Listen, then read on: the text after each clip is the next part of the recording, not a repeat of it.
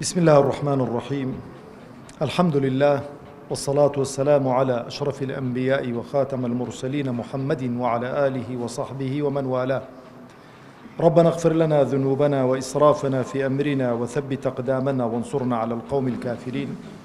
ربنا اغفر لنا ولإخواننا الذين سبقونا بالإيمان ولا تجعل في قلوبنا غلا للذين آمنوا ربنا إنك رؤوف رحيم آمين. مامۆستایانی بەڕێز و قەدرگران، ڕیسپیان و پیا و ماقوڵان، گەنج و خۆشەویستانی دەڤەری خەلیفان و دەوروبەری، سەلام و ڕەحمەتی خوای پەروەردگارتان بڕژێ بەسەردا و خوای پەروەردگار عاقیبەت خێرمان بکاتن، سەربەرز و سەرفرازی دنیا و قیامەتمان بکە، داهاتوومان لە ڕابردوومان باشتر بکە، بە موسڵمانی بمان ژێنێ، بە موسڵمانی بمان مرێنێ، بە موسڵمانی زیندیمان بکاتەوە ئینشاءالله تعالی. لە خوای پەروەردگار داواکارم کە خوای پەروەردگار بە گەورەی و عەزەمەتی خۆی ڕۆژووی مانجی ڕەمەزانی لە هەموو لایەکمان قبول کردبێ، دوعاکانی لێ وەرگرتبین، قورئانەکەی لێ قبول کردبین و خوای پەروەردگار تەوفیقمان بدا بۆ تەواوکردنی ئەو مانگە پیرۆزە و هێز و قووەتمان بداتێ کە لەو دەشەوەی ئاخیری مانجی ڕەمەزان عیبادەت و خواپەرستیەک بکەین کە شایستەی خوا بێ تەبارەک و تەعالا و لێمان قبولکە ئینشاءالله. لێرەوە میش زۆر سوپاسی برای بەڕێز و خۆشەویستم مامۆستا عەبدوستار دەکەم کە بەو ئێوارە خوانە بەو ئیفتار سائیمە هەستاوە و زۆر سوپاسی برای بەڕێز و خۆشەویستم مامۆستا عوسمان و ئەنجومەنی خەلیفان دەکەم کە ئەو خەڵکەیان بانگێشت کردووە و ئەو ئیفتار سائیمەیان ساز کردووە. خوای گەورە تەبارەک و تەعالا بیخاتە تەرازووی چاکەکانیان. برایانی بەڕێز و خۆشەویستم، پێم خۆشە زۆر بە کورتی لە خزمەتتاندا ئیشارە بە دوایین ئایەت کە خوای پەروەردگار تەبارەک و تەعالا لەسەر ڕەئی بەسێکی زۆری زانایان کە نازڵی کردو بۆ پێغەمبەری خوا عەلەیهی سەڵات وسەلام هەڵوەستەیەکی کورتی لە خزمەتدا بکەین. پێغەمبەری خوا عەلەیهی سەڵات وسەلام لە دوایین حەجی ماڵ ئاوایی،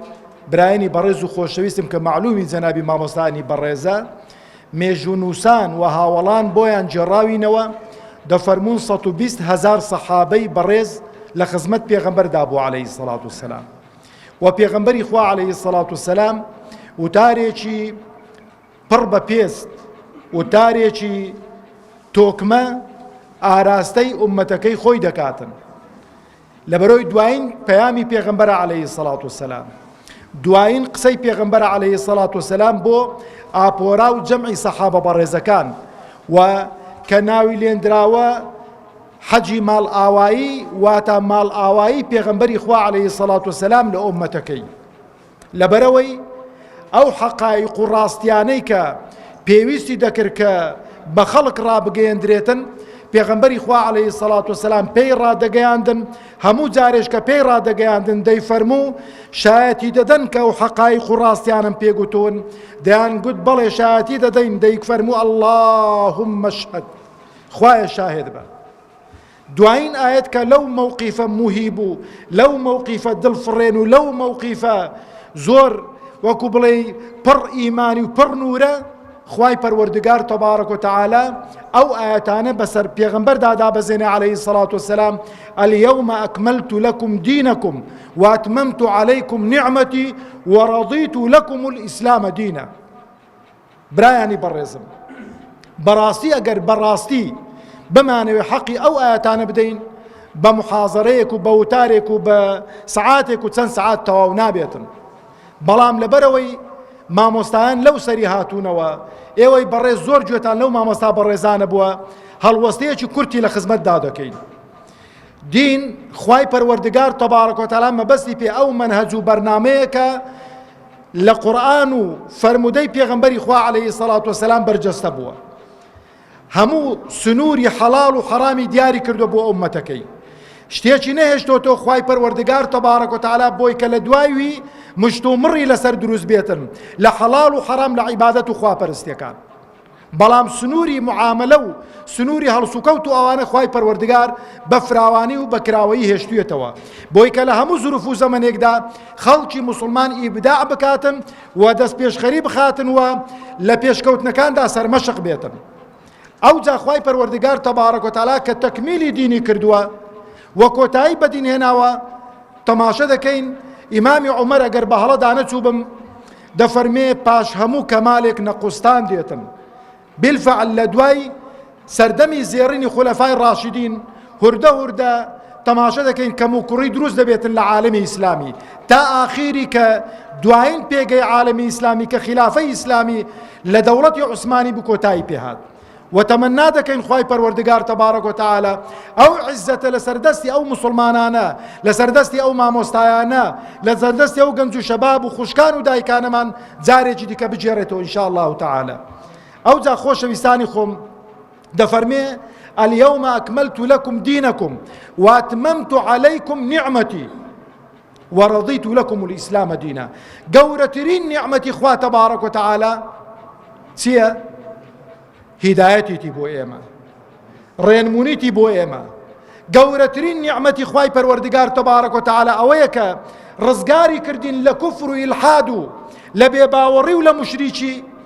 هدايتي داين بو راست رقاي خوي راست شقامي إسلام لبرو خۆشەویستانی خۆم ئەگەر پێغەمبەر نەبایە عەلەیهی سەڵات وەسەلام ئەگەر محەممەد المستەفا نەبایە عەلەیهی سەڵات وەسەلام ئێستاش ئێمە یانەوەتە بتپەرست بووین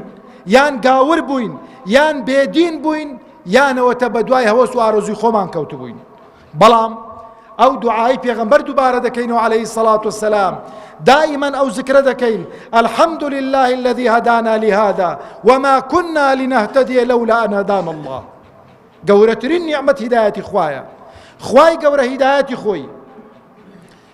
ديني خوي صراطي مستقيمي خوي بكسانك دداك خوشي بوين مال بهمو كسيك دداتن مال بكسيك ددا خوشي بويت ورقي لي بيتن بلام دين هدايت بس بكسيك دداك خوشي بويتن او كسانيك هدايت دراون دەبێ سوزدەی شکر ببن دەبێ بڵێن خودایە دەبێت چ سڕێکە بێ لە مابەینی من و تۆ خودایە چ شتێک بۆتە مایەی ئەوەی کە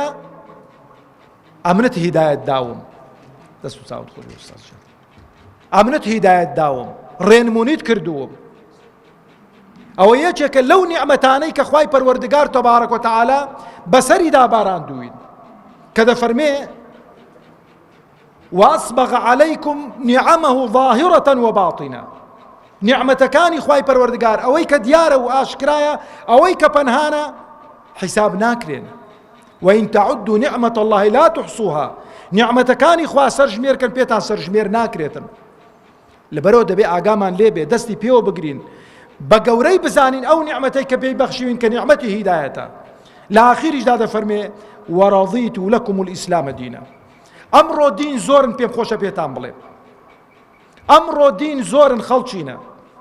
دیموکراسیەت دینە لیبرالیەت دینە عەلمانیەت دینە هەرچی کە ناو ناتۆرەیەت دینە بەڵام لە ناو هەموو دینەکان دینی حەق خوای گەورە دەفەرمێتن وەڕەضیت لەکم الئیسلامە دینە ڕازیم بەس بەوەی کە دینی خوا کە ناوی ئیسلامە هەڵی بژێرن ئەگەر دەتانەوێت لە دوا ڕۆژدا پاداش لای خوای گەورە وەربگرنەوە لەبەرەوەی ئەمە تەماشە دەکەم جاری وایە دەبینی گوناهێک دەکرێتن خەڵک ئاگری تێبەر دەبێتن ئەنی بۆ نمونە لەو شەوانە دوو گەنج لە سلێمانی ڕەقس و دانسیان کردووە خەڵک هەمووی زۆر بۆ چکاورا گوتی لە فەیسبوک و لە تۆڕە کۆمەڵایەتەکان ئاگر کراوەتەوە ئەوە گوناه و تاوانێک کە شتێکی خراپە بەڵام دەزانن لەوەی خراپتر چییە لەوەی خراپتر و قەبیحتر ببیە ئەندامی حزبێکی عەلمانی ئیشی بۆ بکەی شەو ڕۆژ بێی لە مزگەوتیش نوێژ بکەیت زۆر لەوەی خراپترە زۆر لەوەی تاوانبارترە لەبەرەوە ئاگامان لێ بێ ئینسان کە دەڵێت لە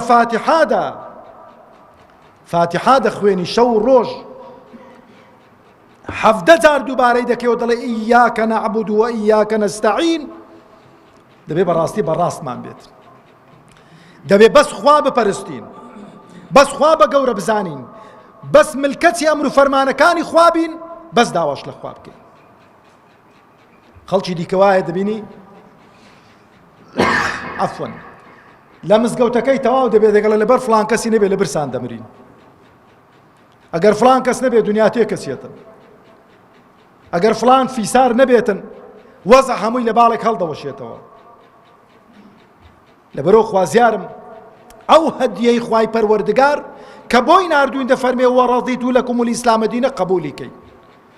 لەبەرەوە خوای پەروەردگار تەبارەک و تەعالە دەفەرمێ وەلا تەموتن